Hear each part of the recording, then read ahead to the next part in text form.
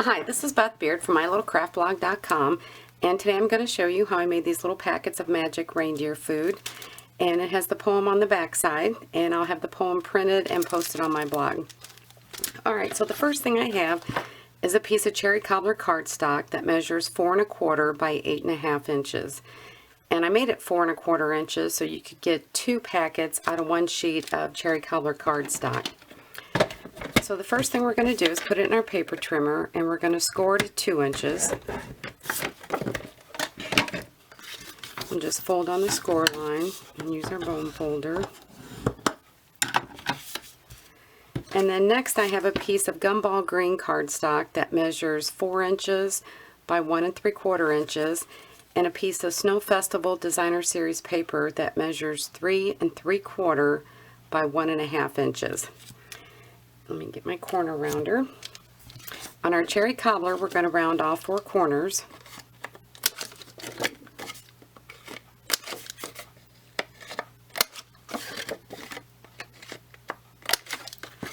And then on the gumball green, we're only going to do 2 of the corners. And on the Snow Festival, the houses are facing this way, so we're going to round the bottom 2 corners.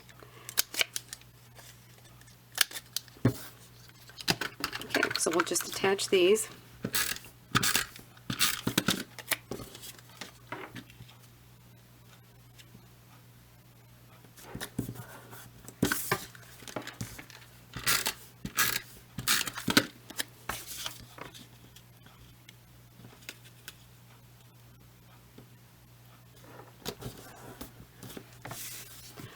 Okay, the next thing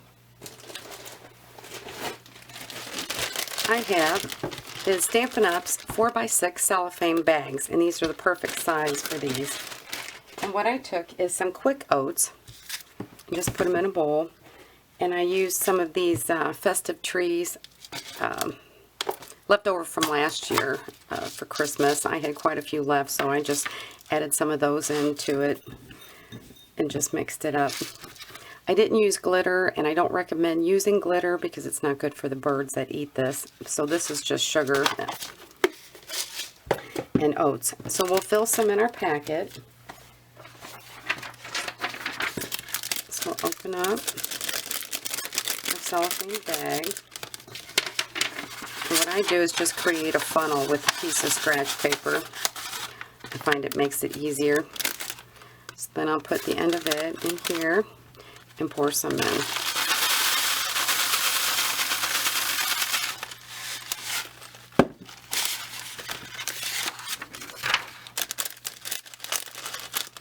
it really doesn't take a lot.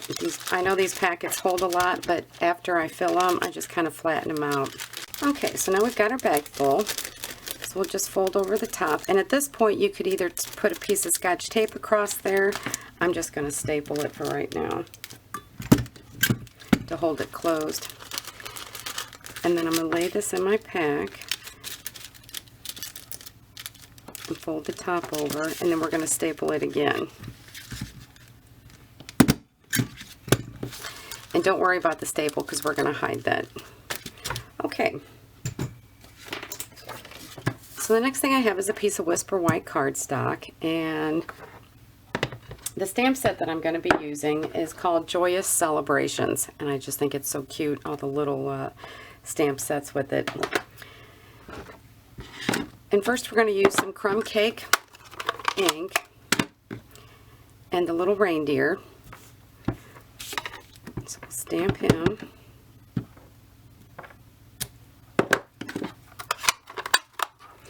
And then right over the top we're going to use the stamp December 25th.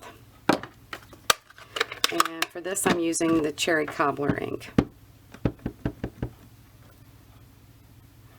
And I'm just going to try and center it right over the reindeer.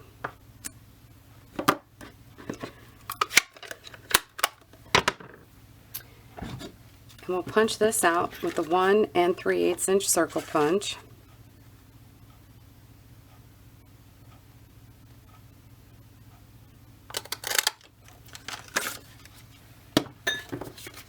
And we're going to layer that on a piece of cherry cobbler cardstock using our 1 3/4 inch circle punch.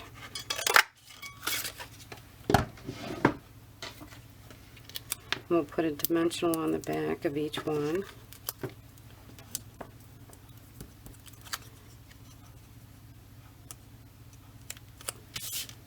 And then we'll just put that right over the staple to hide it. Okay. Now for the back side. The poem, as I said, I'll have printed on my blog so you can copy and paste it. I copied it into Word and printed it out. And the overall dimensions of this, once I cut it out, measures, I believe, 3.5 by 4 3/4. So you can make it as big or as small as you like. I just wanted it to cover up the majority of the back and to also hide the staple. So I thought that was a pretty good size. So then I'm going to layer that on a piece of gumball green cardstock that measures 3 3/4 by 5 inches.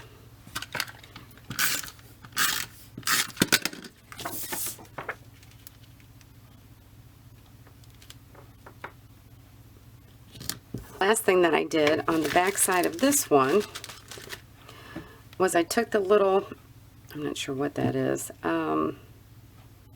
that's holly or what it is, but anyway, I took this little stamp and some gumball green ink, maybe it's mistletoe, and stamped that at the top.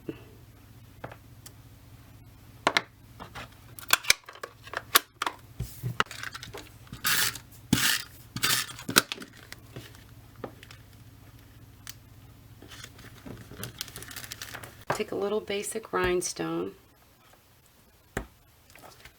and we'll just put that up there at the top. Like that. And there you have it. If you have any questions, let me know. Thanks. Bye.